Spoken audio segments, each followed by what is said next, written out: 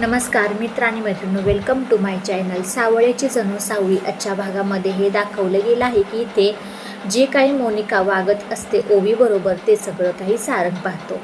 खाली पडलेली जी काही प्लेट असते म्हणते की सारंग म्हणतो, जी काही मोनिका तू प्लेट खाली पाडली आहेस ना, स्वतःहून साफ करायचे, झाडू मारून घे. मोनिका ओवी आणि अमृताच्या समोर एकही शब्द न बोलता गपचूप हातामध्ये झाडू घेऊन ते सगळं काही साफ करायला लागते. ओवी तिच्याकडे पाहून गालातल्या गालात हसत असते, पण ते हसणं मोनिकाला अजिबात काही पटत नाही. ती रागाने तिच्याकडे पाहत असते, पण सारंग असतो पुढे, त्याच्यामुळे ती ओवी आणि अमृताला एकही शब्द न बोलता गपचूप तिथून निघून जाते. ओवी पटकन ग्रीटिंग कार्ड आणि म्हणते हॅपी मदर्स डे आई, असं काय म्हणल्यानंतर ना सारंग म्हणतो, अरे ओवी बाळा, मी आई नाही बाबा आहे रे. पण ओवीचे काही ते शब्द सारंगच्या कानावरती पडल्यानंतर टचकन त्याच्या डोळ्यातून पाणी येतं. अरे तुम्हाला माहिती आहे बाबा आहेस, पण आईपेक्षा कमी मला कधीही काही केलं नाही आहेस तू, एवढी मला चांगली जाणीव आहे. आणि इकडे अबीरसुद्धा सावळीला इथे हॅपी मदर्स डे ग्रीटिंग वगैरे देतो, कविता बोलतो. त्याच्यामुळे दोघांचेही डोळे भरतात. जगन्नाथही ते ऐकून त्याचेही डोळे पाणवतात, म्हणतो की खरंच ह्याला मानलं पाहिजे.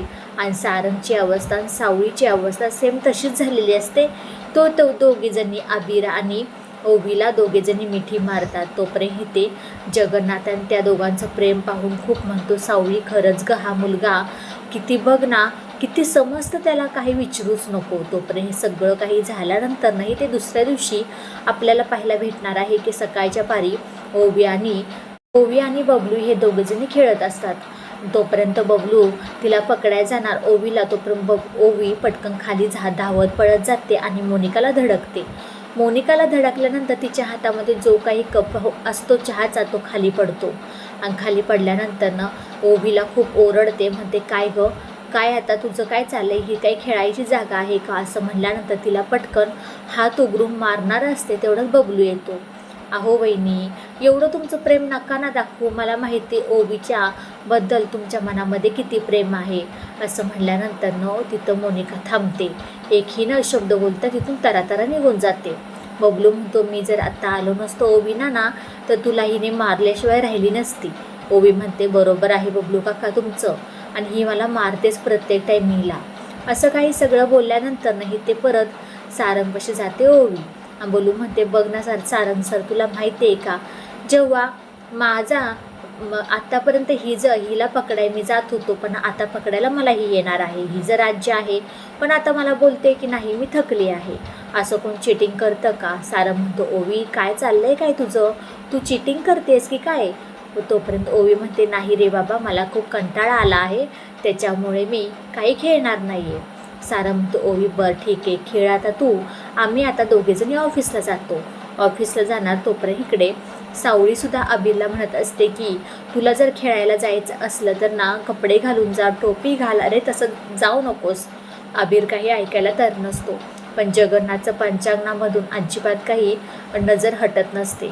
पंचांगणात तो पाहत बसतो. आणि तोपर्यंत सावळी म्हणते, काय झालं बाबा, तुम्ही एवढ्या कोणत्या विचारामध्ये आहात. तोपर्यंत इथे जगन्नाथ म्हणतो, अगं काही नाही, माझं थोडंसं अस्वस्थपणा मला जाणवत आहे, आणि हे सगळं मला सकाळपासून वाटतंय, आणि कोणतं तरी संकट आपल्या दोघांवरती ओढवणार आहे एवढी मात्र मला जाणीव आहे.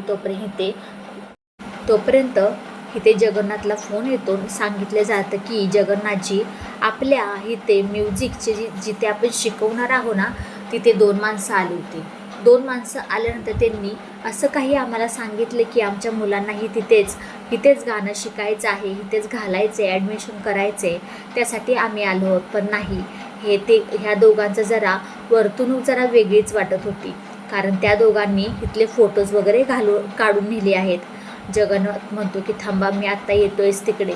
असं काय म्हणल्यानंतर जगन्नाथ धावत पळत तिकडे जायला निघतो आणि म्हणतो, सावळी तुझी काळजी घे, जरा संकटाची जरा पहिलीच पायरी असं मला वाटतंय. जगन्नाथ तिकडे जातो. तो पण मोनिकाचा हा डाव असतो की जो काही सारंग आज ऑफिसमध्ये जाणार असतो, कसा बसा मीटिंग करणार असतो सावली हर्बलबद्दलची, ती मीटिंग कॅन्सल करायला होते. जो काय माणूस असतो त्याला सांगितलं जातं की तू तिथे फोन करून सांग की मला सावली हर्बलबरोबर कॉन्ट्रॅक्ट करायचाच नाही आहे. त्यामुळे सारंग इथे वाट बघत असतो. तिलोत्माई फोन करत असते की कसा आला नाही येतो. तर राजकुमार म्हणतो की ह्या मोनिकाने काही गोंधळ तरी नाही ना घातला. आणि येणाऱ्या भागामध्ये आपल्याला खूप छान पाहायला भेटणार आहे की नक्की कोणतं संकट जगन्नावरती ओढवलं आहे आणि सावली हरबतबद्दल सगळं काही सत्य आपल्या सारंगवरती समोर येणार आहे का. व्हिडिओ शेवटपर्यंत पाहिल्याबद्दल खूप सारे मनापासून धन्यवाद. आवडल्यास लाईक शेअर सबस्क्राईब करायला अजिबात विसरू नका. आणि हो, आपले शॉर्ट्स व्हिडिओही आलेले आहेत, त्यालाही तुम्ही लाईक शेअर सबस्क्राईब करा, कमेंट करा. बाय सगळ्यांना.